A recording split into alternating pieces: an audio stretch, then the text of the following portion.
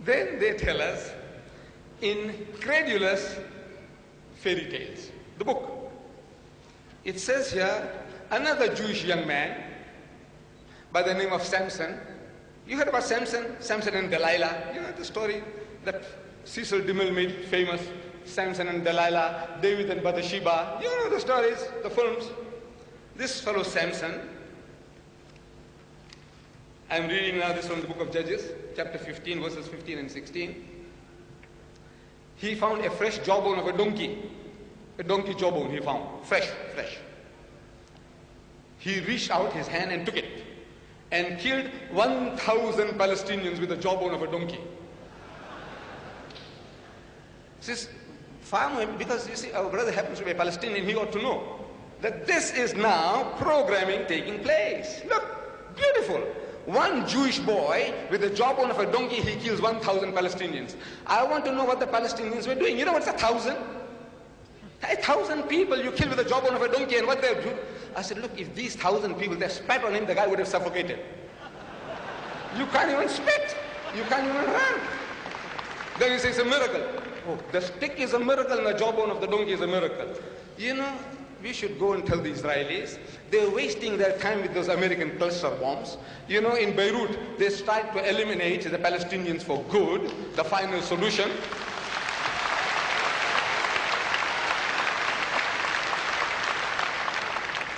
The final solution with American cluster bombs, and they failed.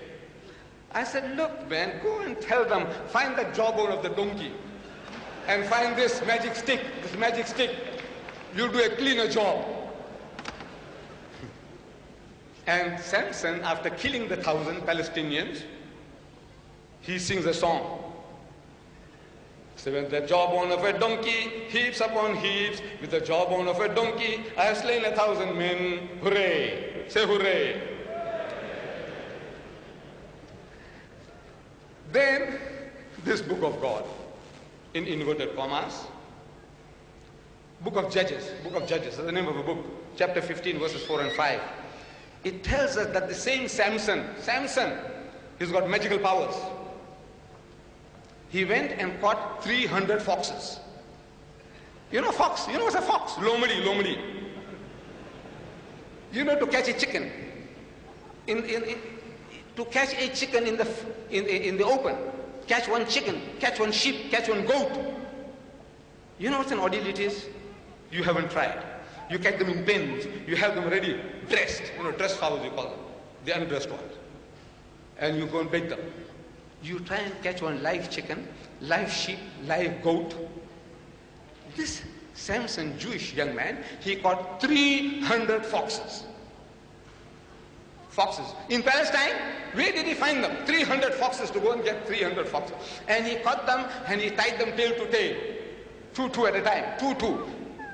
It doesn't say male or female. Two.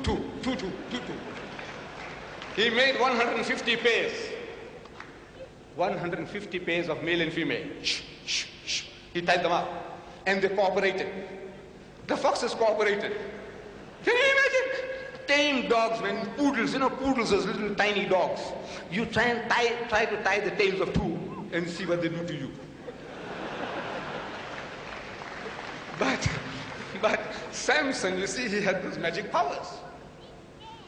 He caught them and he tied them tail to tail and he put fire between the tails, and they cooperated. And he told them, go for the fields of the Palestinians, and they went. And they destroyed the fields, the granaries of the Palestinians. I said, you believe that? You believe that? He said, yes.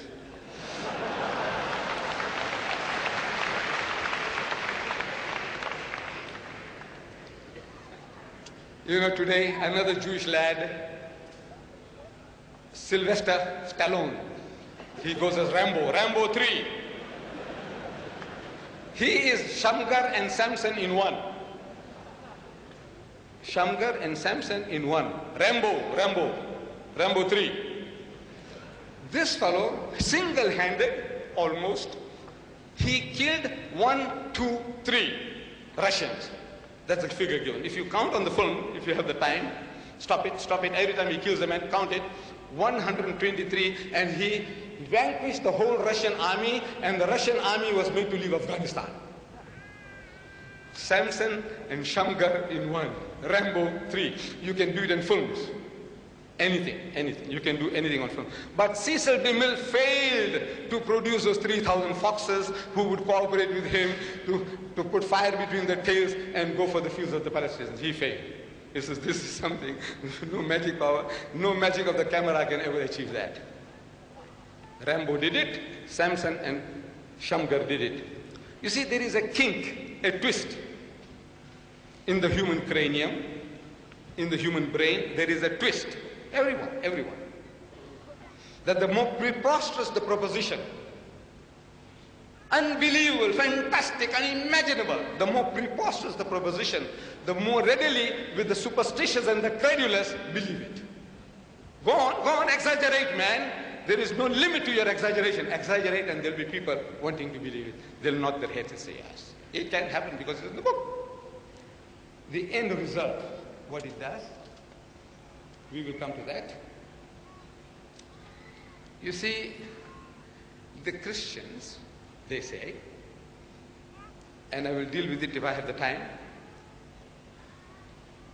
they say the Quran is forged. It is copied from the Jews and the Christians. Dr. Shorrosh, in the last debate, he said, let me challenge you. 75% of the wonderful Quran in my wonderful language of Arabic is from the Bible. And I would urge you to look into the Bible and find out where these sources are. Let me challenge you. I'm quoting. He said, let me challenge you. I don't know whether he was challenging me or the audience or all of us. He said, let me challenge you. 75% of that wonderful Quran in my wonderful language of Arabic. Word for word I'm quoting, sir. You can get this tape. The tapes are available outside. In case you doubt my words. Of that wonderful Quran in my wonderful language of Arabic is from the Bible. If I have the time, I'll deal with that in detail. I will deal with that in detail. Is from the Bible means copied from the Bible. Is plagiarized from the Bible, is cribbed from the Bible. So the Quran answers that. Look, God Almighty, He doesn't need my help. He answers it. He says, Am yakulun aftara, or do they say he forged it, who Muhammad forged it? Qul, tell them, fa'tu bisuratim misli. Come on, produce a surah like it. وَدَعُوا مَنِ اسْتَطَعْتُم مِّن دُونِ اللَّهِ, and call your aid to your aid anyone besides Allah, in kuntum sadiqeen. In other words, the challenge is there, produce something like it. Muhammad did it, he copied it, come on man, you with your learning. You see, the Westerner had a good excuse, Swaggart had a good excuse, Jerry Falwell will have a good excuse, Billy Graham, good excuse, we don't know Arabic, we don't know Arabic, we don't know Arabic. Brother Shorrosh,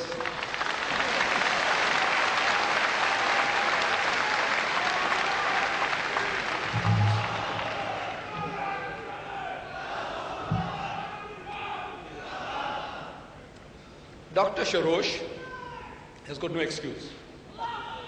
You see, thank you my brothers. Dr. Shorrosh, no excuse. He is a born Arab. He is not a Muslim who's converted to Christianity. He is born Arab, and his people have been Christians before Islam. Give them that credit. As he boasted in Birmingham at one of my meetings, he said there are 10 million Arab Christians.